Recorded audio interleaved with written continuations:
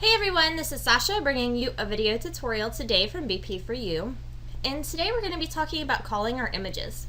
And so there's lots of different ways that you can do this, and there is no right or wrong way that you can do this. But I'm just going to show you a couple of ways to help get you started until you figure out exactly what's going to work the best for you.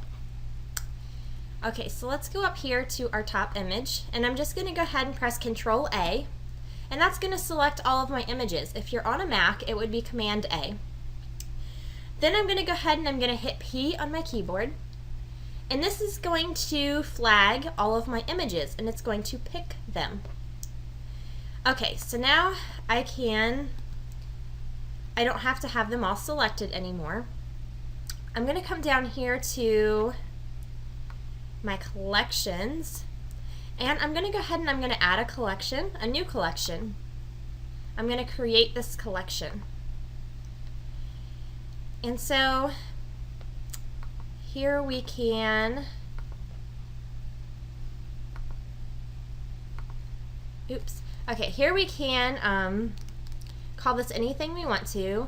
And I'm going to call this my social media photos, because I'm going to put in all of the pictures that you generally call out that I would want to either add to my blog or one of my favorite social media sites, or whatever I'm going to do with those.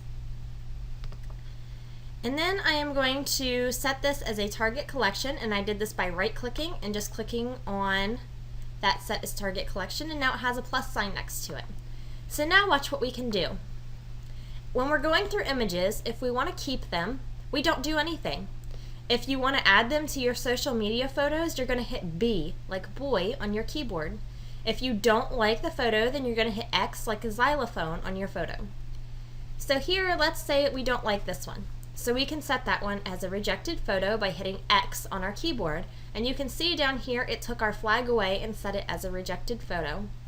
Over here, let's say this is a favorite, and we really want to have this one featured on our page on our favorite social media site, so I can go ahead and hit B, and now it's been added to my target collection over here for my social media photos. And so I go through and I don't need to do anything with that one. We'll say I don't need to do anything with that one. Let's say we don't like this one. And let's say we want to add this one to our social media photos, and this one is a duplicate, so we can just X that one. And so you can see here that once you hit into the swing of things, that you can move right along, and you can just quickly move right through this. And if you had thousands of images and you had to call through, see, we're already at the end, then that could be something that was easy for you. Okay, so if we go back into grid view here, you can see that our rejected images are kind of grayed out. And if we come over here to this develop module, we can actually filter this so that we're only looking at our flagged images, and those rejected photos will actually be completely just pushed out. And so we wouldn't have to worry about having them in our way.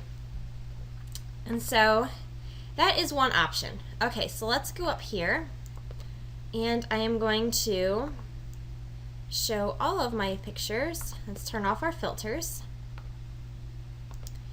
And I am just going to, again, I'm going to hit Control A, and I'm going to select them all, and I'm going to hit U to unpick all of my photos.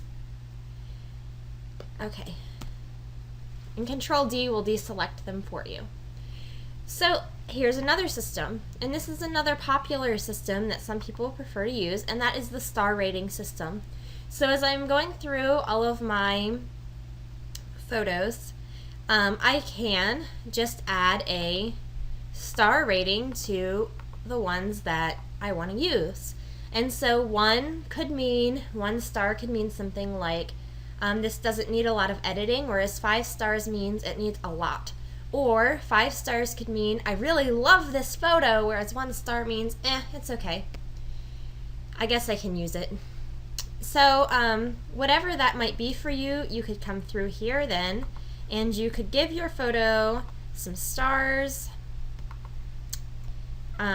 based on the criteria that you set, whatever that criteria might be. And then when you went back into your grid view, you could come up here and you could search for photos that had 3 stars or higher. And in here we've got this rating is greater than or equal to, less than or equal to, or just equal to. Okay, so here we can search by stars, and so that is under our attribute.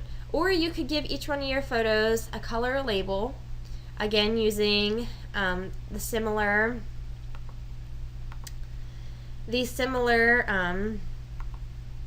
criteria. And so here I can come over here to this drop down arrow and I can grab this color label and I can start giving my photos color labels. And when I go back into this grid view here, you can see that this is now a green photo because I have given that a color label. And when I come up here to my attributes, I can search for photos that have 5 stars and a green color label. But I'm going to take that off, and there we have this 1-star photo with a green color label, and it is fitting the criteria for our search up here. So there's lots of different ways that you can choose to cull through your images, and so I hope that that helps you and gives you an idea of what you feel will work the best for you. Another thing that I had a photographer friend tell me one time is that she went through and manually flagged all the photos that she wanted to use, and she did not do anything at all to the ones that she hated. And so that could be another idea as well. You will find what works for you, and once you figure that out, it'll be easy to go through, and it'll be second nature to just keep going through and doing that every time that you have a shoot or a session. So thank you for watching this video tutorial. Happy editing!